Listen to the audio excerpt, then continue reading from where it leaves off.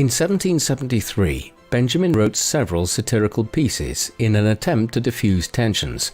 The essay, Rules by Which a Great Empire May be Reduced to a Small One, tried to explain the American perspective to the British people. Whenever the injured come to the capital with complaints, he wrote, they punish such suitors with long delay, enormous expense, and a final judgment in favor of the oppressor. In another more famous piece, An Edict by the King of Prussia, he took on the voice of the King of Prussia, who argued that since Germans previously settled England, he felt justified in stating, quote, that a revenue should be raised from said colonies in Britain by levying duties of 4.5% on all English imports and exports. As it turned out, the British were in no laughing mood. It did not help that on the 16th of December 1773, some 50 Americans dressed as Mohawk Indians dumped £10,000 worth of tea into the Boston harbor. On the 29th of January 1774, Benjamin found himself in a room called the Cockpit at the Palace of Whitehall in Westminster, where King Henry VIII had once watched cockfights. Benjamin was asked there by Parliament to defend his actions regarding 6 letters written by Massachusetts Governor Thomas Hutchinson that were secretly published in American newspapers. These letters exposed the systematic efforts by the British government to oppress the colonists. Of course, the British government was furious and gave Benjamin little quarter during their verbal thrashing. The next day, they stripped Benjamin of his role as postmaster. The only ray of hope was secret talks between him, former Prime Minister William Pitt the Elder, who was Lord Chatham, and Richard and William Howe.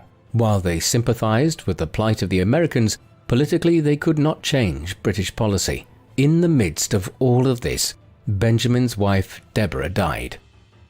On the 18th of April 1775, a little battle occurred in the village of Lexington that would become known as the Shot, heard around the world. The Revolutionary War had started.